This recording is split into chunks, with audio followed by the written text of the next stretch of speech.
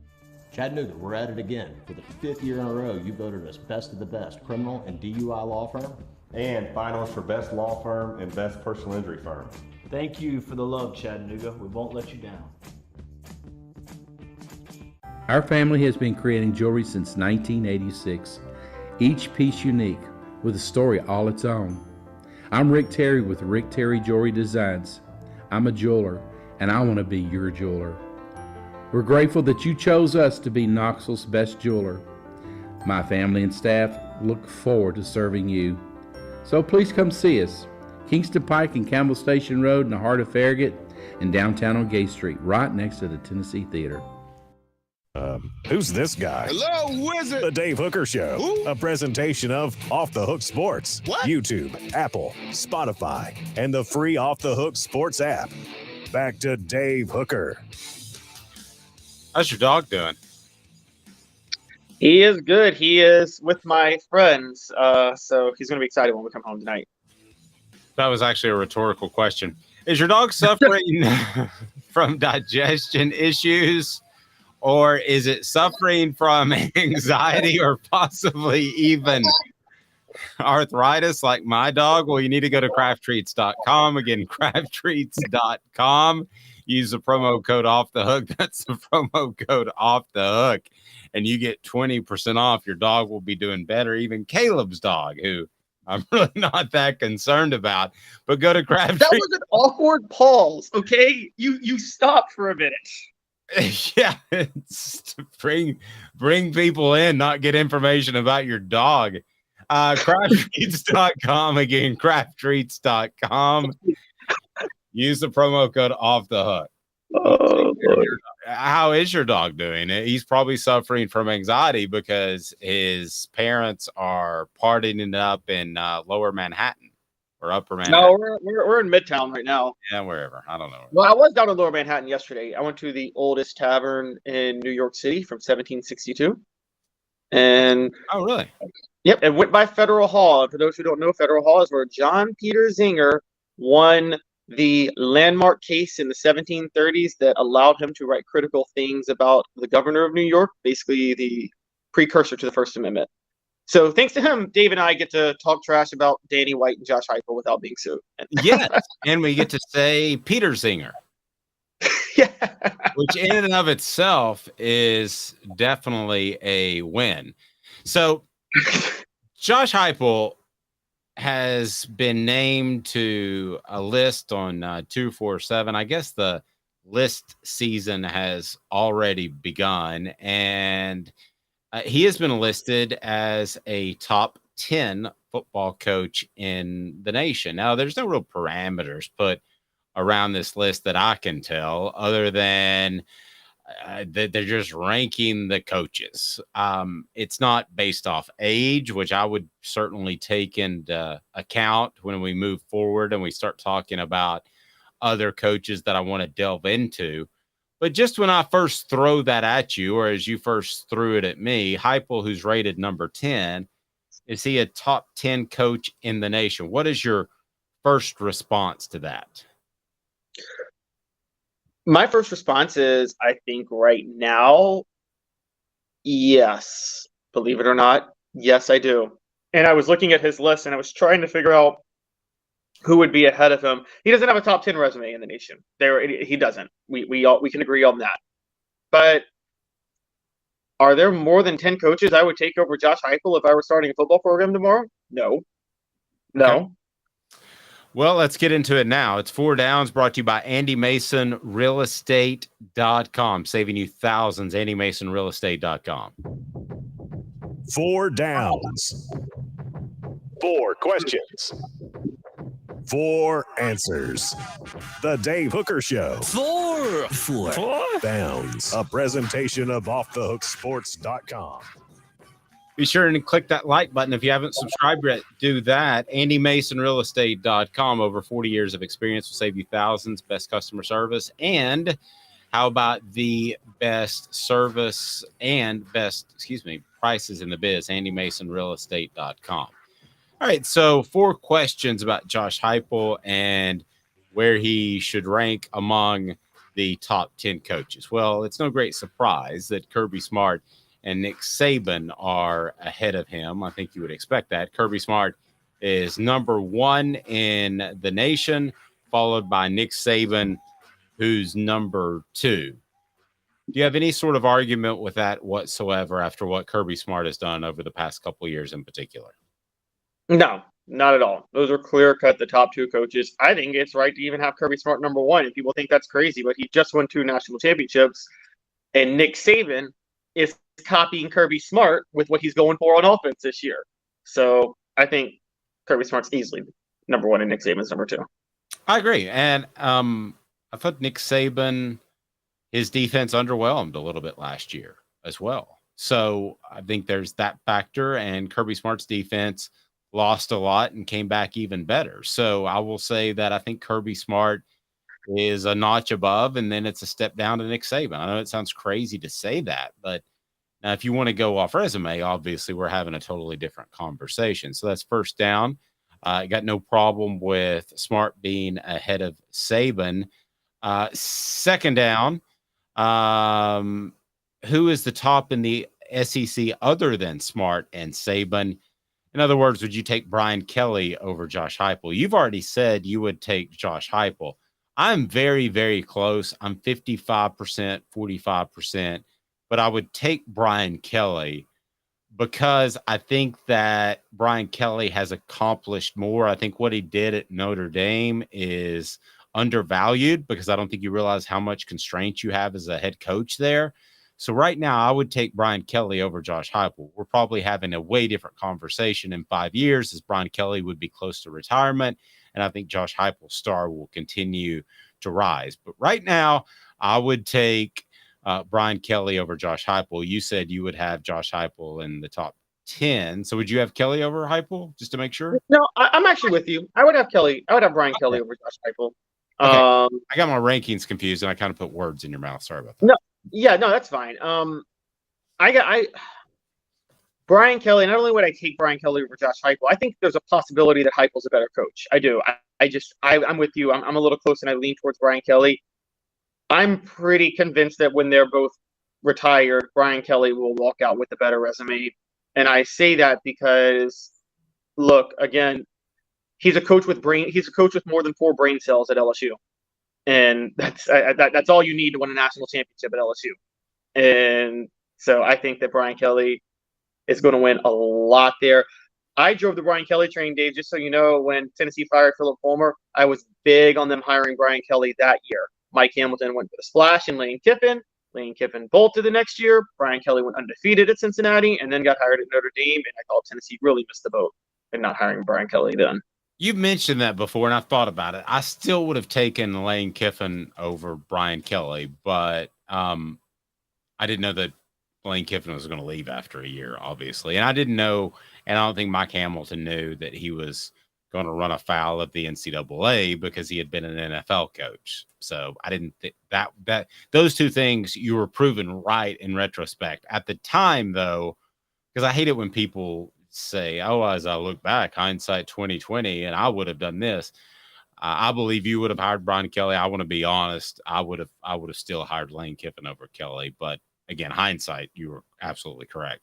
Third down. Will Heupel ever be considered the top coach in the SEC?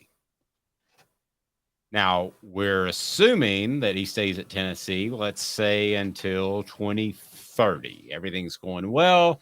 Kirby Smart played at Georgia, so I don't think he's going anywhere. He seems like a grinder, so he could be at Georgia till 2030. Certainly things could change, but if I had predicted, it would be that. I'll start. I don't think that Heupel will ever be considered the top coach in the SEC from year to year. Now, he might beat Smart one year and be on top of one of these rankings in an offseason, but he doesn't necessarily have to be to have great success. I don't think Philip Fulmer was ever considered the top coach in the SEC, even though I'm certain he won a Coach of the Year award. But as far as from year to year, you always thought of Spurrier, right? And I don't know that really changed. And then you thought of Urban Meyer. You thought of other guys. You even thought of Mark Richt for a little while. Remember the early years of Georgia? You did. You absolutely did. So do you think Heupel will ever be considered the top coach in the SEC on a year-to-year basis? Well, like Smart No. is, Saban was. No, because Smart's going to be there as long as he's at Tennessee. And again, Brian Kelly may be at LSU for his prime years at Tennessee. And like I just said, LSU, Brian Kelly, like, I don't know how. I think it's impossible for Tennessee to outdo what LSU can do with a good coach, no matter who Tennessee's coach is. And so that's my take on that. On the message board, Smoky Mountain Red said, I think it's possible. I still have a slimy feeling about Smart. I do too. Talking to somebody with knowledge of both programs, I think there's a culture there that's going to turn a lot of people off. And I think there's a culture there that's going to lead to off-field issues. Now, that may change, but usually once it gets out of hand, it's tough to get back. Fourth down, does Heupel get hurt in ranking by having a air quote gimmick offense? I would have said no, but then when I looked at their top five, it's not that Brian Kelly and Dabo Swinney run pro-style offenses. They don't, but they don't really run gimmick offenses. So I'm like, but then again, I don't think it's hurting him because Lincoln Riley and Ryan Day are both in the top 10. Lincoln Riley basically runs Josh Heupel's offense at USC, and Ryan Day runs the spread. So, I don't think that hurts him. I don't think it hurts him. I don't think it hurts him for those that really know what he does and the fact that they run the ball first. But I do think there will be some people who put together these lists that it will hurt him. They'll see the flash of the offense and they'll think that there's no substance there. It's a lot like, you remember Trooper Taylor, you remember Bruce Pearl. I used to always say to people who would get upset by their flashiness or their bravado, I would say there's substance behind the style in both cases. And I think you would agree that Bruce Pearl was ahead of the curve at the time with what he ran. And I think Trooper Taylor was an incredible hustler when it came, and I mean that in a good sense of the term, an incredible hustler when it came to recruiting. So I think there was substance behind the style. I think the same thing with Josh Heupel's offense. Do I think it will hurt him, though, from a national perspective? Yeah, probably. I think people looked at TCU and thought that they were soft, even though they ran the football like Tennessee did. So, yeah, I think it'll hurt him from a national perspective, but it shouldn't. I can see that. And this list, by the way, you said TCU. It's funny. This list has Sonny Dykes at 12. Yeah, see, I don't understand that. And I want to get into that. I mean, I don't understand how you can't have Sonny Dykes ahead of Josh Heupel. Yeah, I agree. And I don't understand how you could have James Franklin ahead of Sonny Dykes, which they do. The 10 through 12 spot was Heupel, Franklin, Dykes. Yeah, that was a weird one. And this is also, you're right, their value. They got Jimbo Fisher at 14. That's resume. That's just he's got a national championship, so we have to put him in there somewhere. Yeah. Because there is not a person out right now. There's not a school that's on the rise. If I were to tell you right now, trade your coach for Jimbo Fisher, nobody who's happy with their program would do that. Yep. On the message board, Travis says, absolutely, Heupel will be considered one of the best coaches in the SEC. Saban retires, Georgia disciplinary problems take over. Boom, Heupel dominates. Brian Kelly, LSU. How's he going to get past him? You would still have Brian Kelly at LSU, but I think what he says there is possible. From what I hear around Georgia's program, I think it's possible. I think there's an entitlement that's starting up at Georgia that they can get away with anything, and I think it kind of starts at the top. Smoky Mountain Red saying the gimmick saying gets thrown around too much, but if you win, call it what you want. I agree. Heupel is forcing coaches to change their everyday game plan. Coaches going for it on fourth on their side of the field in the first quarter. Agreed. John Hill says, gimmick. This gimmick worked at Missouri, UCF, and now Tennessee. Look at the offenses at these places when he was there and see the quarterback productivity.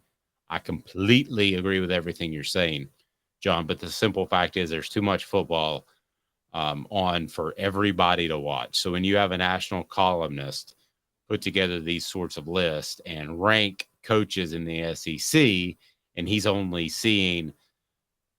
seeing the hunker down and get a yard on the goal line and score a touchdown in the red zone when you got to have it. They're seeing Jalen Hyatt score 5 touchdowns against Alabama, They're seeing some of the jet sweep stuff that they did last year. Princeton Fant lined up at fullback. Some of that stuff people are going to say is gimmicky. I don't think it is. I think it's taking advantage of the current rules, but I think it's going to be out there. Campbell, Cunningham, Taylor, and Hahn is your home for great vision care, whether it's LASIK or whether it's cataract surgery or just the routine surgeries. Campbell, Cunningham, Taylor, and Hahn is right there in Knoxville, and they're local. They care about you.